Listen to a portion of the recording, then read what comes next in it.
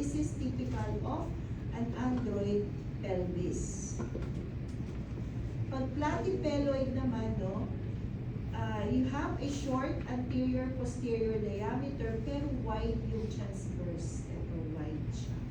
So the anterior and posterior segments is flat, no? The sacrum is inclined posteriorly and straight. Dapat kasi well-curved siya, di ba? Pero ito parang halos flat, straight siya. The sacrosciatic notch is slightly narrow and small. The side walls are divergent. Ischial spines may not be prominent. Pubic arch is short and curved. The subpubic angle is very wide kasi nga pa-flat siya. And then the bituberous diameter is also wide. So pag nakita niyo yan, wide. Platypeloid. So ito yung summary of yung characteristics of the different shapes of the pelvis. So you have the gynecoid, the anthropoid, the android, and the platypeloid. Okay? Yun din yan, yung discuss natin kanina. So regarding pelvic size and its clinical estimation, so the pelvic inlet, if you're going to measure yung inlet measurements, so evaluate mobility of the coccyx, ito yun. Palpate the anterior surface of the sacrum from below upward, ito. So in normal pelvis, the last three sacral vertebrae can be felt without indenting the perineum. Okay? But if it's a contracted pelvis, meaning inadequate pelvis, the anterior surface is palpable. Dapat kasi deep and well curved siya, pero pag pa-straight siya, inadequate. Okay? Kaya pag contracted, nakakapa talaga siya yung anterior surface. Pero pag deep and well curved, halos pang tatlong vertebrae lang yung makakapa. Pag nag-eye ka. Not unless sobrang haba yung daliri. Okay, so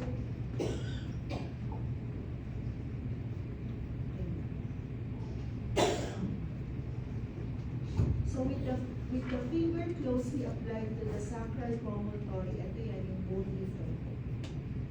Yung vaginal hand is elevated until ito yung how to determine the diagonal conjugate, okay?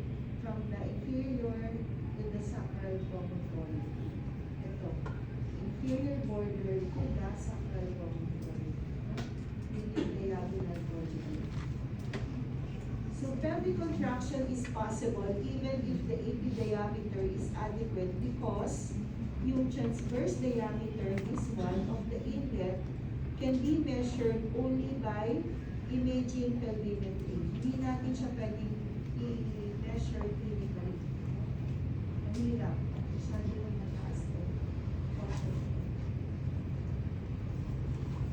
Okay, so pag sinabing engagement, ibig sabihin, yung biparietal diameter, ito, yung fetal head, no, is already below the pelvic inlet. Nasa may inlet? Ito, di ba? Below the linea terminalis. Ito yung true pelvis. Diba? Ito yung true pelvis. Ito yung pelvic inlet. Level of the ischial spine is the mid-pelvis, and this portion is the outlet. So, pag yung ulo ni baby nandun na sa ischial spine, engage na yan. So, it may occur during the last few weeks of pregnancy in the viparas. Yung na-mention ko kanina, pag nag-eye ka ng primary gravid, yung hindi pa nanganak before, yung ulo ng baby ang baba, pero yung cervix niya naka-close. Pag multi, ang taas ng ulo, no, sarado yung taas ng ulo, pero pag habang nagdadilate yung cervix, halos kasabay yung pag-descend. Yun lang, multiparas, no? So, confirmatory evidence that the pelvic inlet is adequate, no, kapag ka nag-engage. Kasi kung hindi siya, halimbawa, 40 weeks na, hindi pa rin nag-engage yung head, iisipin mo, di ba, bakit hindi siya pumapasok yung fetal head? Diba, hindi pa siya nag-engage. Kasi baka, either yung baby malaki, kaya hindi siya makaswap dito, or baka yung bones, yung pelvis naman ang hindi adequate or contracted, kaya hindi siya maka-engage. Okay? So the distance from the plane of the pelvic area to the level of the ischial spine is approximately 5 cm from the while the distance from the biparietal plane of the unmolded fetal head to the vertex is 3 to 4 centimeters. So therefore, when the lowest portion of the fetal head is at or below the ischial spines, it is usually engaged except if there is molding or caput formation. Ingat din kayo sa pag-assess, no? Kasi baka mamaya akala nyo nakalampas na siya sa ischial spine, pero caput pala. Ano ba yung caput? Iitipatos yung ano na, di ba? Start. So, akala mo ang baba na, pero ano lang pala yun? Caput lang pala. Hindi pala talaga siya yung ano ng fetal head, yung border, no? So, you have to be careful when assessing also. Okay, so yan.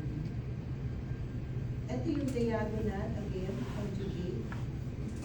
So, how about pelvic outlet measurement? So, again, it's the distance, yung intertuberous diameter should be around 8 centimeters. So, this is the distance between two ischial tuberosities. So, you can place a closed fist against the perineum. Pag nakalitotomy siya, tapos ilagay nyo dun sa may baba, no, between the two ischial tuberosities. Pagka nag-fit to, ibig sabihin, adequate yung outlet, no?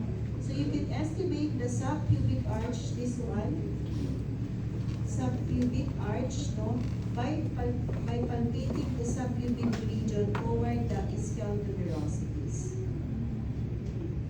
So pag mid-pelvis naman, if you're going to estimate the mid-pelvic capacity, the direct measurement is not possible. So, ito lang yung mag-i-indicate sa inyo ng suspicious findings pag mid-pelvis. Pag prominent yung ischial spines, side walls are convergent, pag ID mo parang nakapagod siya, or pag shallow yung concavity of the sacrum. Shallow. Dapat kasi di ba deep and well-curved siya.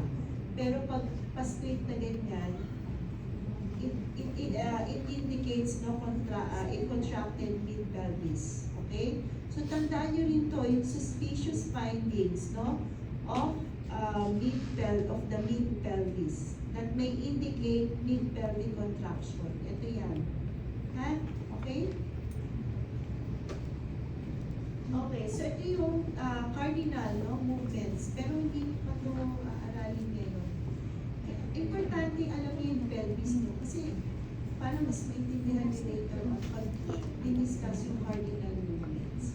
Yung cardinal movements kasi yung significance naman niya is ma-appreciate nyo kung ano yung kung gano'ng kagaling nyo kasi di ba kailangan yung baby i-accommodate niya yung sarili niya dun sa pelvis ni mommy para makalabas siya, diba?